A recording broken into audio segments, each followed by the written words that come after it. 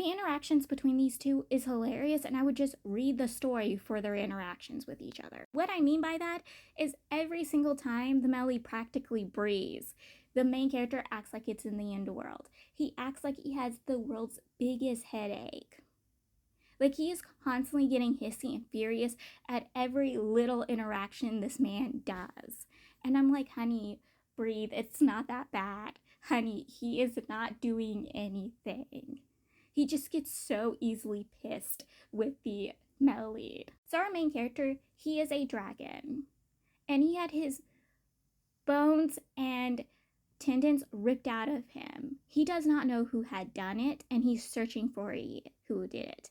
His spirit was also basically forced away from his body, and his body had turned into a golden marble. The golden marble that I thought was the symbol of the relationship or the symbol of the Melly. No, I was wrong of it.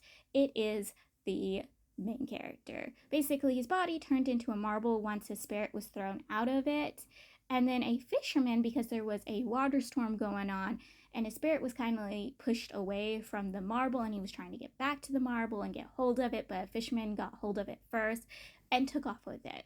And now he's searching for that marble. He's also searching for the person who had did him wrong, which again, what was done to him was horrible and vile. While searching for his original body, he comes across a medical clinic that has been burned down and rotted away. And he's staying there hidden. This medical clinic was a place he had come for medical care before. And like I said, it's been burned down since he last been there. And the people who had owned it and gave him medical care is dead. He does come across their son, who is also dead, but is the only spirit and ghost he can find.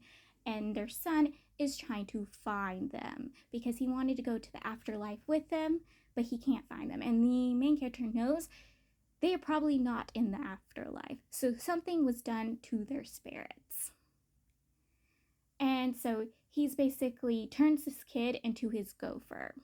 I am not kidding. He turns this dude into his personal gopher and has the dude do things for him. Treating this dude like his gopher is how they get introduced to the male lead, because he sends this dude out to go get food for him, and because this dude keeps going to the same restaurant over and over again, the waiter starts freaking out because, again, he is a ghost, and he obviously looks like a ghost, so this dude is freaked out. So when he comes across the male lead, who is a monk, he asks the male lead to go deal with it.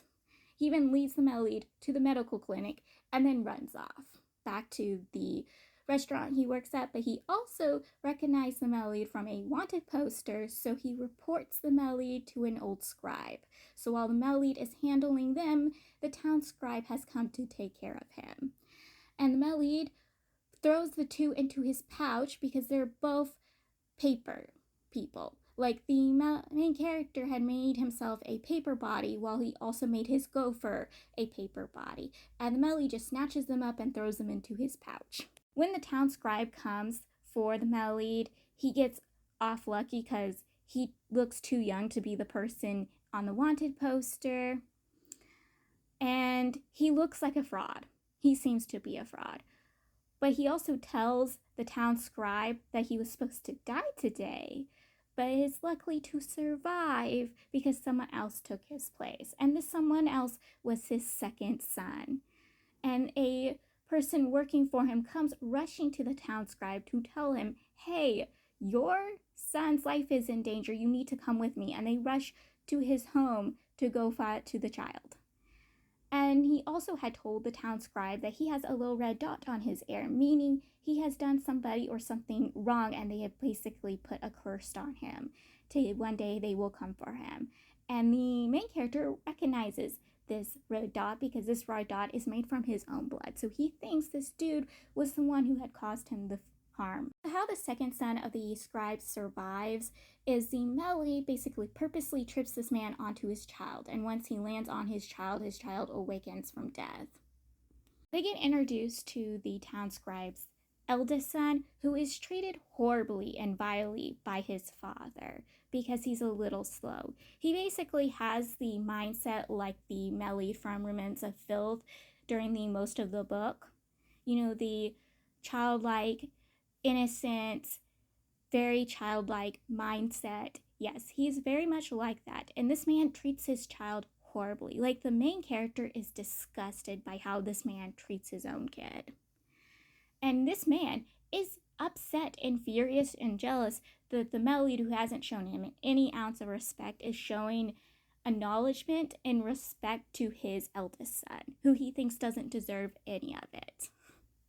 The eldest son had led them to his room, which is a ran down shack, kind of a room you would not expect a town scribe's eldest son would be living in, which makes the main character more disgusted by this man. And the young man's room is filled with yellow paper, ugnettes, whatever the word is. I am not sure what the word is. But it's filled with those things, and the yellow paper has names written on them, and they find paper nailed to the ground. And the young boy, he had accidentally cut his finger on the nail and bled on the paper, which basically sends them to another world, basically a mirror world. I forgot to tell you this, the main character, he is paralyzed. Basically, down below, he can't get around even in his spirit form. And so he's having a trouble getting around. He's hoping by the time he finds his body, he's healed his spirit. Or at least once he gets to his body, he can heal his spirit and heal his body together and regrow and reheal his bones and tendons, because dragons have OP healing skills. Since he's paralyzed, he's having a hard time getting around the era by himself because he's been split away from the others. He does come across the male lead, and he'd been in his human form, but once he gets to the male lead, he gets back in his paper form. And they have to be careful, because if they don't come across the true forms of the eldest son, the town scribe, and the gopher, anybody else they come across, even other versions of them, will attack and try killing them. So you have to make sure that they avoid those and don't make eye contact. But sadly, they constantly do make eye contact or get acknowledged by these creatures and is constantly being attacked. They're also seeing visions of the people who lived in this house, the town scribe, the town scribe's mother, the eldest son, and the workers, and they're kind of getting a picture of how terrible and vile of a person the town scribe is and what he could have done to his mother. They're basically gates around the death gate, the life gate, and then neutral gates. They're safe and sound. Like, the neutral gates are basically safe points, and the main character Melly, they have to get through the life gate to get out of the error. And when they come across the gopher, they have to get him through the death gate because he has to go through the death gate. He can't go through the life gate with them. So they get him through the death gate first, and they come across the eldest son, who wants to stay because he's seen his grandmother. He wants to be with his grandmother. So when they're trying to get through the death gate, he's not willing to come with them, and they end up going without him.